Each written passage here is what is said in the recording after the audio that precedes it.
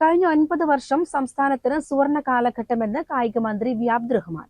നെല്ലായ ഗ്രാമപഞ്ചായത്തിലെ ലൈഫ് നഗർ ഉദ്ഘാടനവും ഒരു പഞ്ചായത്തിൽ ഒരു കളിക്കളം പദ്ധതിയുടെ ഔദ്യോഗിക പ്രഖ്യാപനവും മഞ്ചക്കല്ലിൽ നിർവഹിച്ച് സംസാരിക്കുകയായിരുന്നു മന്ത്രി. ഇപ്പോൾ നിങ്ങൾ 1650 രൂപ വാങ്ങുന്നു.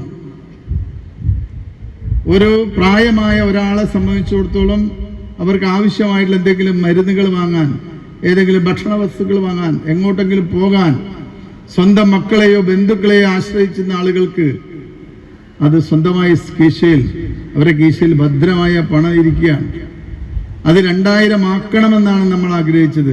ആ പ്രഖ്യാപനവും അടുത്ത് തന്നെ ബഹുമാനപ്പെട്ട മുഖ്യമന്ത്രിയിൽ നിന്നുണ്ടാവും എന്നുള്ള പ്രതീക്ഷ നിങ്ങൾക്ക് വെക്കാം. ഒരു സംശയവും വേണ്ട. നിങ്ങൾക്ക് ആർക്കാണ് കഴിയുക? ഇവിടെ വലതുപക്ഷ ഗവൺമെന്റുകൾ ധാരാളം ഉണ്ടായിട്ടുണ്ടല്ലോ.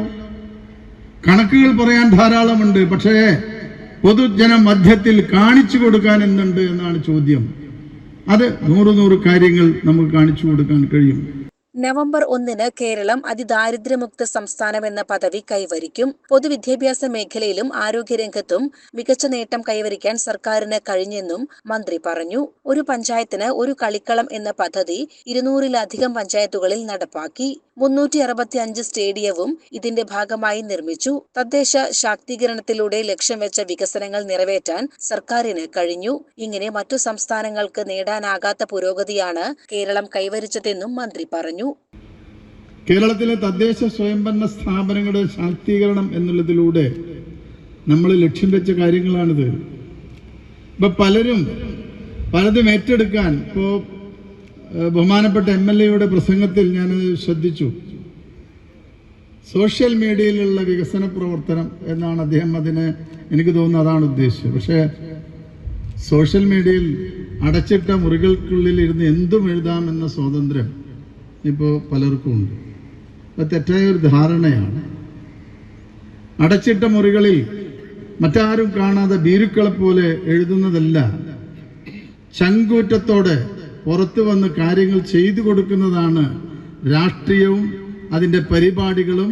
അത് ജനങ്ങൾക്ക് എങ്ങനെ ഉപയോഗപ്പെടുന്നു എന്നുള്ളത് കാണാനാണ് രാഷ്ട്രീയ പാർട്ടികൾ, പ്രത്യേകിച്ച് ഇടതുപക്ഷ ജനാധിപത്യ മുന്നണി ആഗ്രഹിച്ചത്, അത് നടപ്പിലാക്കുന്നത്.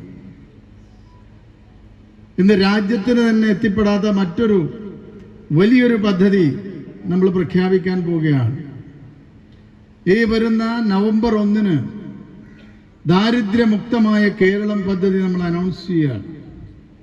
അതിദരിദ്രരായിട്ടുള്ള കേരളത്തിലെ 65,000 കുടുംബങ്ങളെ ആ ദാരിദ്ര്യത്തിൽ നിന്ന് മോചിപ്പിച്ച് അവർക്ക് ഭക്ഷണം എത്തിക്കുന്ന, അവർക്ക് വീടുകൾ നൽകുന്ന ഏറ്റവും ബൃഹത്തായ പദ്ധതി നമ്മുടെ അവസാന ഘട്ടത്തിലാണ്. എനിക്ക് തോന്നുന്നു ഈ പഞ്ചായത്തിൽ ഇനി 3 ആളുകൾ കൂടി മാത്രമേ ബാക്കിയുള്ളൂ. അത് ഈ മാസത്തോടു കൂടി പൂർത്തീകരിക്കും. നെല്ലായ ഗ്രാമപഞ്ചായത്തിലെ ഇരട്ട വീടായിരുന്ന 80 ലക്ഷം വീടുകളാണ് ഒറ്റ വീടുകളാക്കിയത്.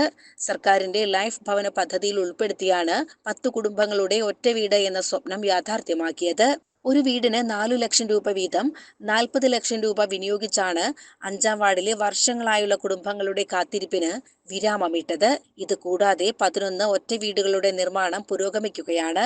കൂടാതെ നെല്ലായ ഗ്രാമപഞ്ചായത്തിലെ മഞ്ചക്കല്ലിൽ സംസ്ഥാന കായിക വകുപ്പിൽ നിന്ന് 50 ലക്ഷം രൂപയും MLA ഫണ്ടിൽ നിന്നും 50 ലക്ഷം രൂപയും ഉൾപ്പെടുത്തി 1 കോടി രൂപ വിനിയോഗിച്ചാണ് ആധുനിക രീതിയിൽ കളിസ്ഥലം ഒരുക്കുക.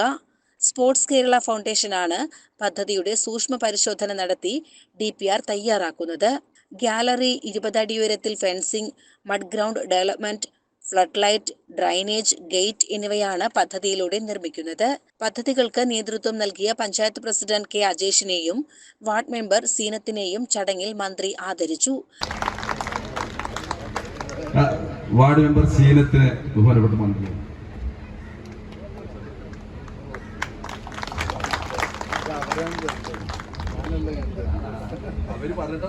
പരിപാടിയിൽ P മമ്മിക്കുട്ടി MLA അധ്യക്ഷനായി. നെല്ലായ ഗ്രാമപഞ്ചായത്ത് president K Ajesh, Ottapalam block panchayat vice president C Babu, Nellaya ഗ്രാമപഞ്ചായത്ത് വൈസ് പ്രസിഡന്റ് KP വസന്ത, സ്ഥിരം സമിതി അധ്യക്ഷരായ A Moideenkutty, PK Muhammad Shafi, Jisha P Vinu, block panchayat അംഗം AM Basheer, ward member Seenath, VO NV Prasanth, KB Subhash, KP Augustine, മറ്റു പഞ്ചായത്ത് അംഗങ്ങൾ തുടങ്ങിയവർ പങ്കെടുത്തു. CCN ചെർപ്പുളശ്ശേരി.